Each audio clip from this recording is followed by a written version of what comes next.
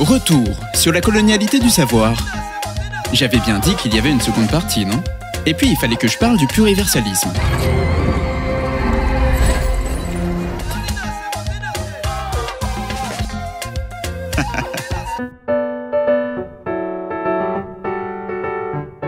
Dans le triangle et l'hexagone, Mabula Somaoro fait le constat de la destruction par la traite négrière et par la colonisation. L'historienne spécialiste des diasporas noires africaines interroge ce qui a poussé Saidiya Hartman, une autre universitaire spécialisée en études africaines-américaines, à entreprendre un voyage sur les chemins que des esclaves kidnappés ont empruntés. Formée en littérature et en histoire, la chercheuse ressent le besoin impératif de sonder et de vivre la traite transatlantique de manière plus directe. Les archives ne suffisent pas.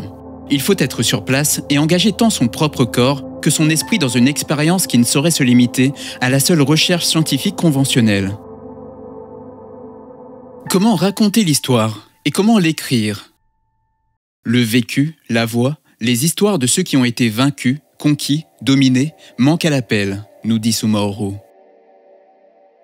Et, aux yeux d'Hartman, la recherche scientifique, froide et distanciée, prétendument objective, s'est avérée insuffisante. Et l'histoire, cette histoire, une histoire particulière, de se transformer en mémoire, c'est-à-dire une sous-histoire, une histoire en demi-teinte, polluée par les émotions, et qui ne sera pas acceptée à la grande table de l'histoire universelle.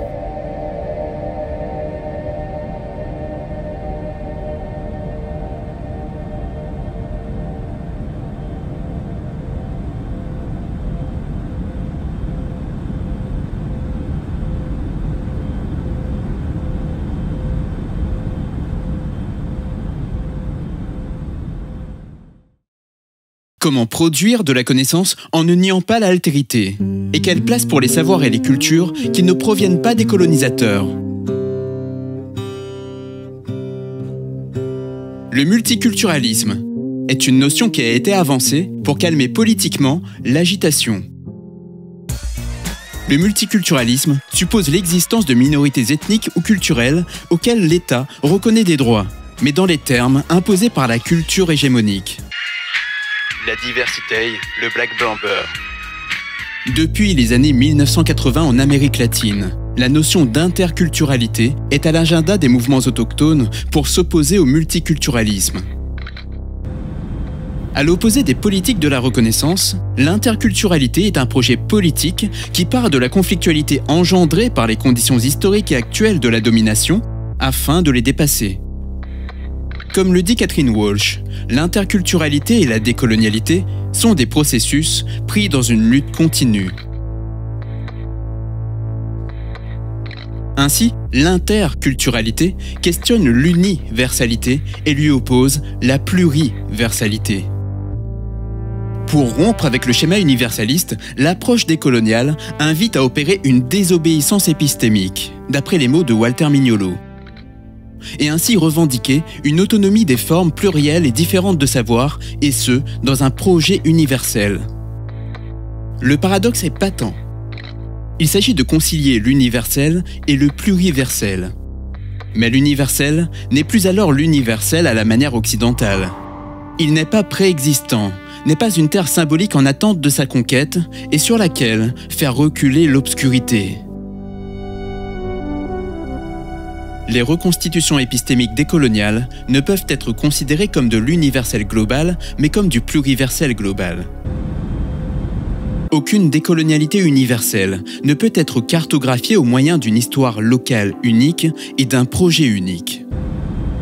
Telle était justement l'aberration des projets globaux modernes.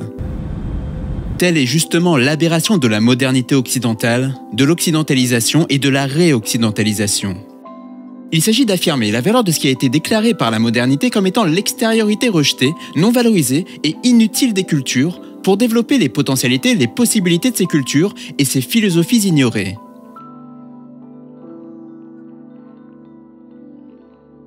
Le pluriversalisme ou le pluriversel global évite les deux écueils du rationalisme. Premièrement, le réductionnisme européen, c'est-à-dire l'absolutisation d'une raison verticale et monologique, homogénéisant ou anéantissant la différence. Deuxièmement, le relativisme, qui, en survalorisant le seul déterminisme culturel, cloisonne les formes de culture sans possibilité de rencontre.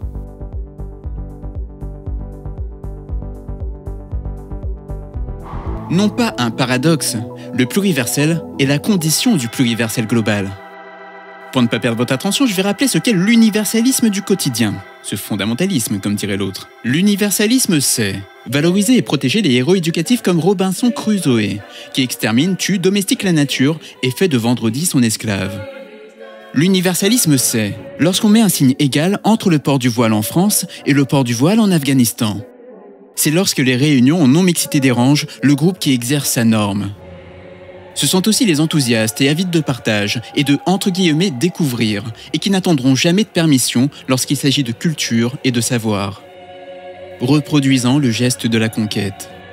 L'universalisme, c'est lorsque tout objet culturel n'a d'intérêt que pour être partageable et partagé au monde entier. Enrique Dussel d'enfin résumer la démarche décoloniale. Il ne s'agit donc pas d'un projet prémoderne, d'une affirmation folklorique du passé, ni d'un projet anti-moderne, de groupes conservateurs, de droite, de groupes nazis ou fascistes ou populistes. Il ne s'agit pas non plus d'un projet post-moderne, négation de la modernité en tant que critique de toute raison pour tomber dans un irrationalisme nihiliste. Ce doit être un projet transmoderne, donc une transmodernité, grâce à l'incorporation réelle du caractère émancipateur rationnel de la modernité et de son altérité niée. Grâce à la négation de son caractère mythique, lequel, justifiant l'innocence de la modernité par rapport à ses victimes, était irrationnel. Ce pluriversel global sera nommé pluriversalisme transmoderne.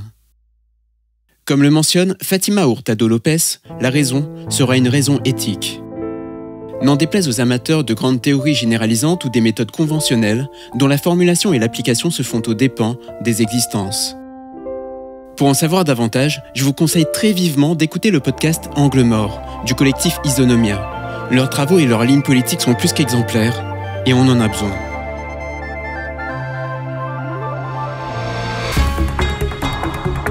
Merci aux donatrices, sans qui j'aurais jamais abordé la colonialité. Plus qu'un épisode et on est bon. Non, je veux dire, la France, république indivisible, c'est... Lever comme un seul homme pour empêcher la dissolution du CCIF. Ok, non, je vois ce que tu fais. Laisse-moi parler. La France, c'est lever pour empêcher les expulsions massives de Mayotte, pour empêcher l'envoi de forces militaires d'occupation coloniale en Kanaki. Elle s'est levée pour réclamer l'abolition pure et simple des centres de rétention administrative. Comme un seul homme.